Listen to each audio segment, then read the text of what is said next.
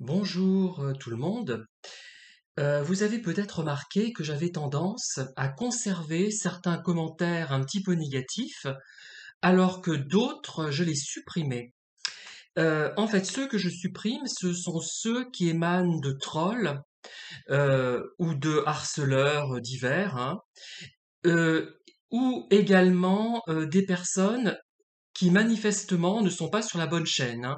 Et je me rends compte avec certaines remarques qu'elles ne sont pas au bon endroit.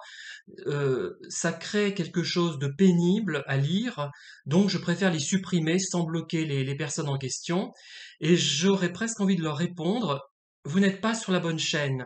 Nous ne sommes pas, pour utiliser une expression vraiment banale que je déplore mais qui est bien utile en la circonstance, nous ne sommes pas sur la même longueur d'onde, tout simplement, hein.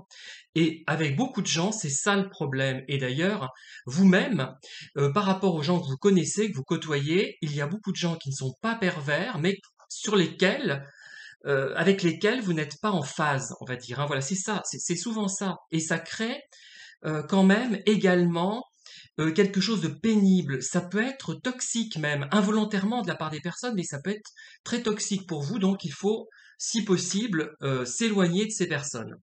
Mais il y a des remarques que je laisse, et ce sont celles qui disent, mais et oui, alors, leur remarque veut dire où vous voulez en venir, où veux-tu en venir? Je ne comprends pas. Il n'y a pas de gag avec ce chat dans cette vidéo.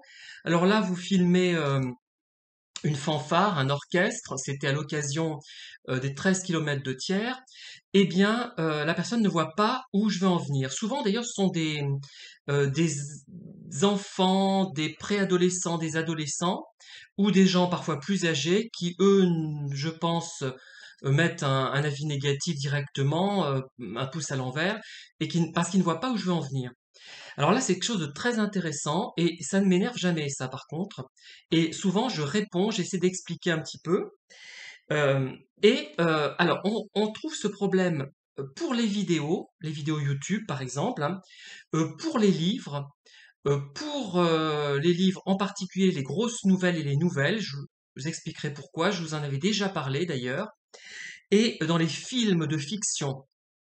Alors, déjà, euh, pour les vidéos YouTube, hein, je prends cet exemple.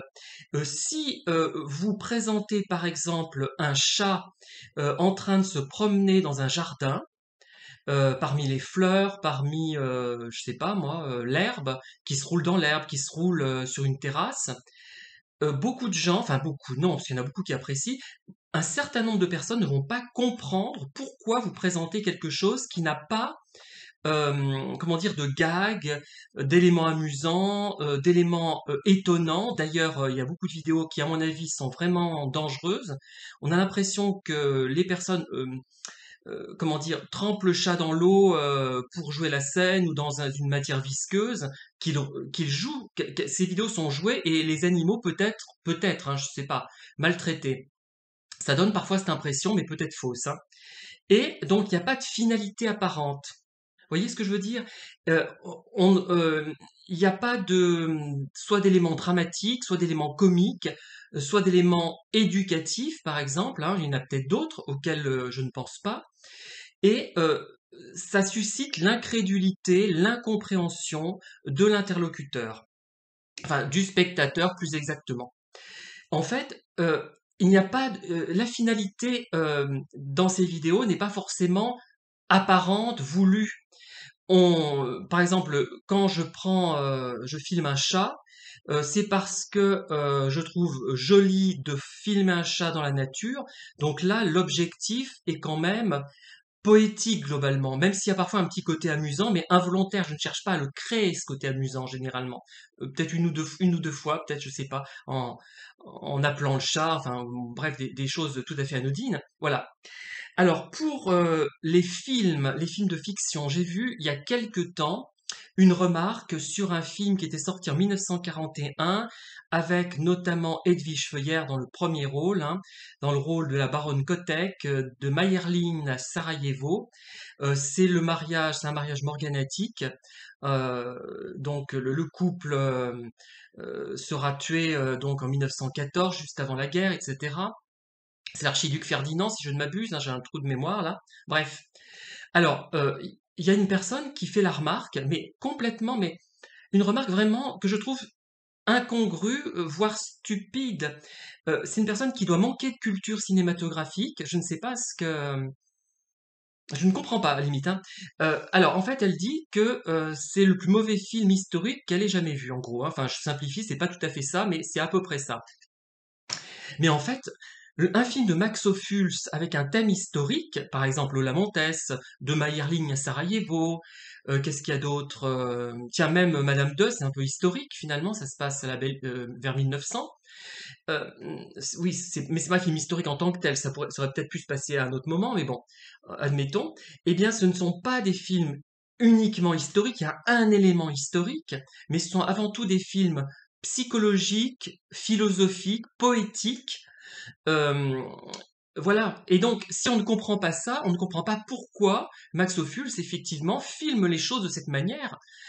Si vous voulez voir des films historiques, de vulgarisation ou plus sérieux, on va dire entre guillemets, ou plus académiques, qui font plus recherche scientifique finalement en histoire, eh bien, il ne faut pas regarder ces films. Mais c'est une évidence et je ne comprends pas que il y a un problème aussi dans notre éducation, je pense, dans notre scolarité, on ne nous apprend pas suffisamment à classifier un petit peu les choses. Alors certains vont dire, j'ai eu déjà cette remarque, mais c'est mal de classer, de cataloguer. Non, c'est très intéressant pour les genres. Je vais d'ailleurs revenir au genre littéraire. Par exemple, quand on a un livre, on est face à un livre, on essaie de savoir ce que c'est déjà. Est-ce que c'est un roman, une saga familiale, un roman sentimental, un roman gay et lesbien, parce que là c'est un petit peu à part, ça touche un public différent, un roman fantastique, un roman qui traite de la vie après la vie, comme je pense au mien. Je vais être le seul à faire ça, je pense, hein. Qu'est-ce que ça peut être d'autre? Est-ce que c'est de la poésie? Est-ce que c'est du théâtre? Ça encore, les gens arrivent à faire la différence. Est-ce que c'est un témoignage? Est-ce que c'est un livre du terroir romancé? Est-ce que c'est de la vraie histoire régionale vulgarisée?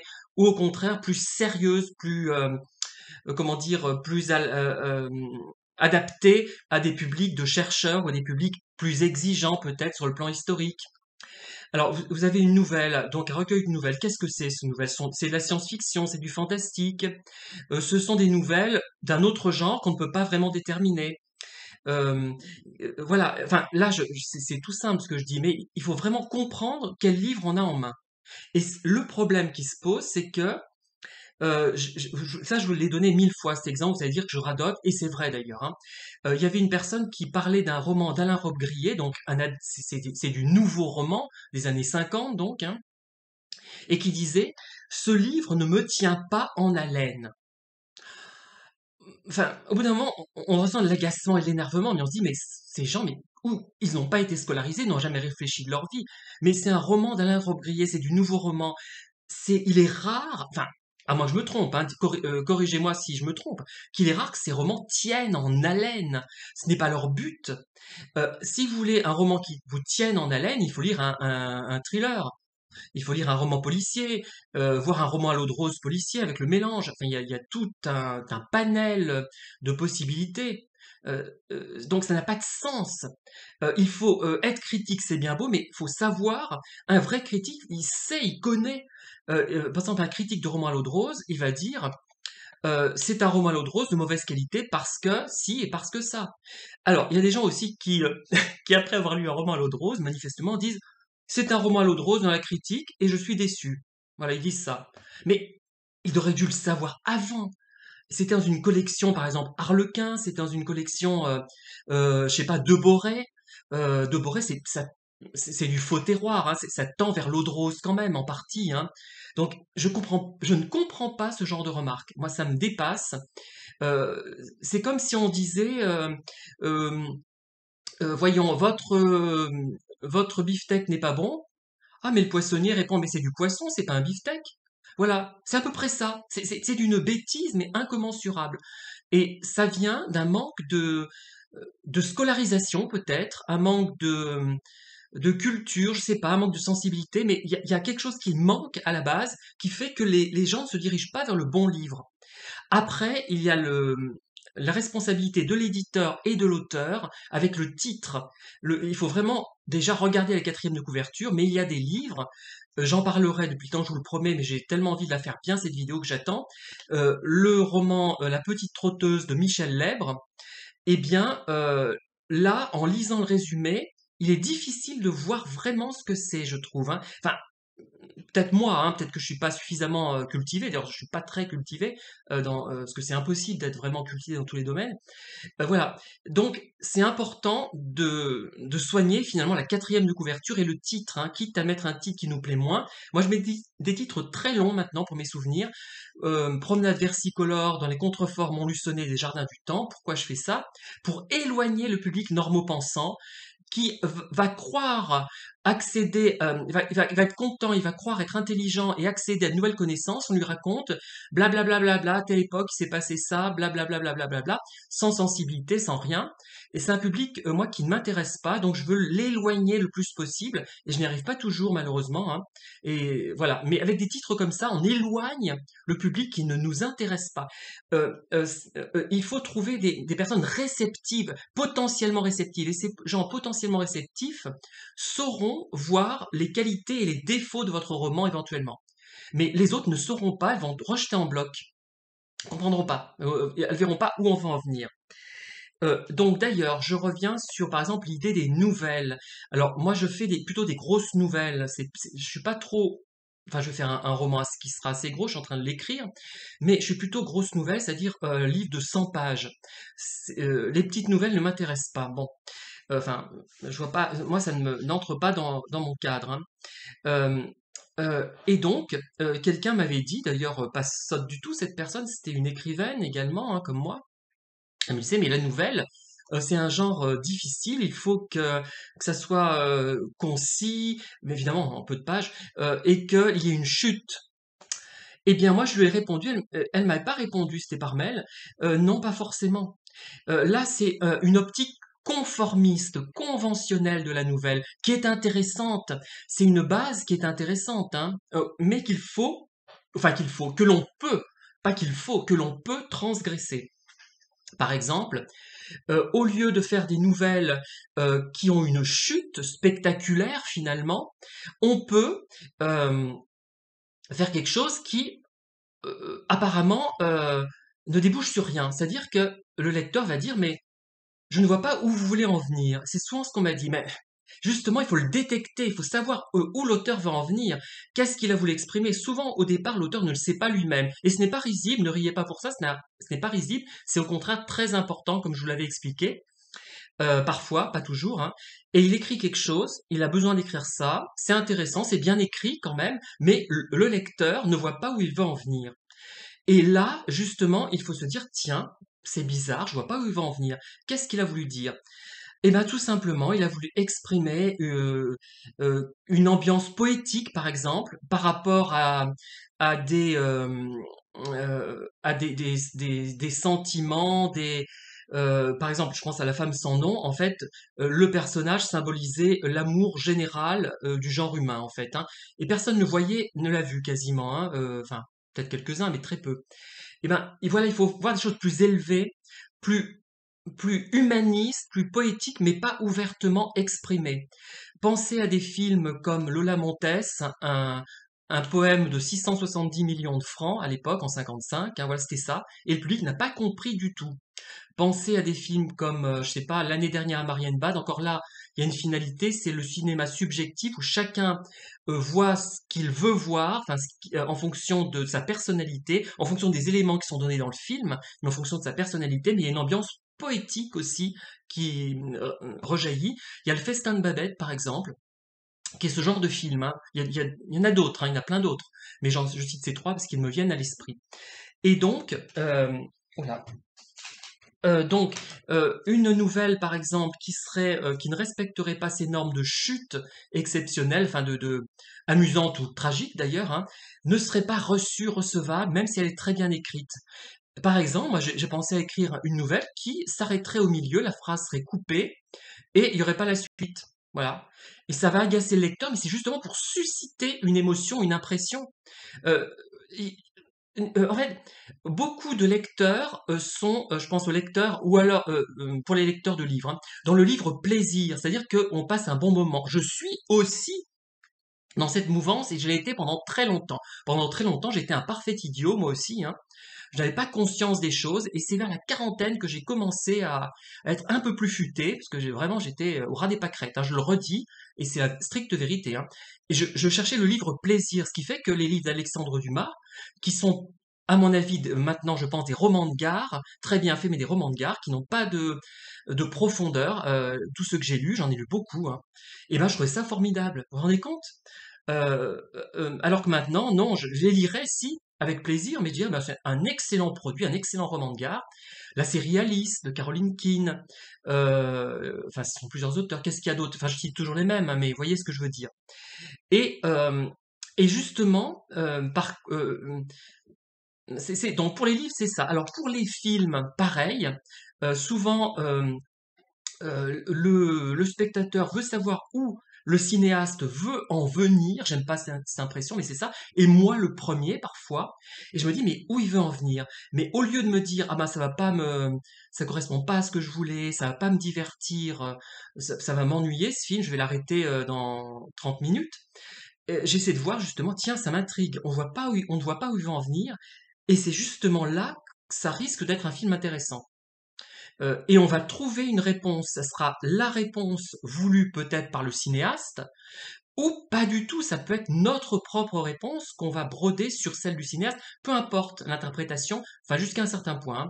Parce que si c'est un thriller et que le but c'est de trouver le résultat d'une énigme et qu'on le voit pas, on se rend pas compte, ben là ça tombe à l'eau, l'intention du réalisateur. Mais sinon, si c'est un film qui n'est pas comme ça, il peut être vu sous plusieurs angles, avec plusieurs approches, et c'est très très intéressant. Ce sont les films les plus intéressants. Bon, après, il y a aussi par contre, par exemple aussi, comme je vous l'ai dit, les vidéos YouTube, hein. Si vous ne voyez pas dans certaines vidéos où le narrateur ou celui qui a fait le petit film veut en venir, eh ben c'est très bon signe, je dirais. Formidable. Abonnez-vous à sa chaîne, hein. À mon avis, hein. Voilà. Alors par contre, moi, j'aime bien transgresser, mais il y a une transgression que je ne parviens pas à faire, et j'ai tendance à la faire dans le sens inverse même. C'est le style. Enfin, je ne dis pas que j'écris parfaitement, mais j'ai essayé d'écrire dans un style très soutenu, le plus soutenu possible, en fonction de mes possibilités, hein, je fais ce que je peux. Et ça, je ne peux pas transgresser ça, et j'ai énormément de mal à supporter un livre dont l'écriture me paraîtrait bâclée, mais même volontairement, hein. Par exemple, des poèmes qui n'auraient pas de points ou de virgule, je sais que ça correspond peut-être à une idée de ce qu'elle a écrit, mais ça va m'agacer. Alors, il y a deux choses d'ailleurs dans ce genre de configuration, c'est que soit c'est quelqu'un qui vraiment a ressenti le besoin de ne pas mettre de points pour une raison interne qu'il ne peut pas forcément expliquer ou qu'il peut expliquer après coup quand même, ou alors ce sont des gens un peu snobs. Alors là, faut pas tomber dans le snobisme et écrire des choses qui se veulent a priori originales. Voilà. Voilà, j'ai à peu près tout dit, et enfin tout dit aujourd'hui, ce matin, sur cette question des personnes qui, en regardant une vidéo YouTube, en regardant un film ou en lisant un livre, vous disent ou disent d'une manière générale, je ne vois pas où l'auteur, ou le cinéaste, ou le créateur de cette vidéo YouTube veut en venir. Voilà. Et c'est là, justement, si vous ne voyez pas, je le redis, c'est vraiment le mot de la fin, où il veut en venir, c'est peut-être que c'est quelque chose d'intéressant qui va vous apporter quelque chose sur le plan de la réflexion sur vous-même, sur l'auteur, mais sur vous-même aussi. Voilà. Merci de m'avoir écouté. N'hésitez pas à liker et à diffuser la vidéo et à me faire part de vos commentaires. À bientôt.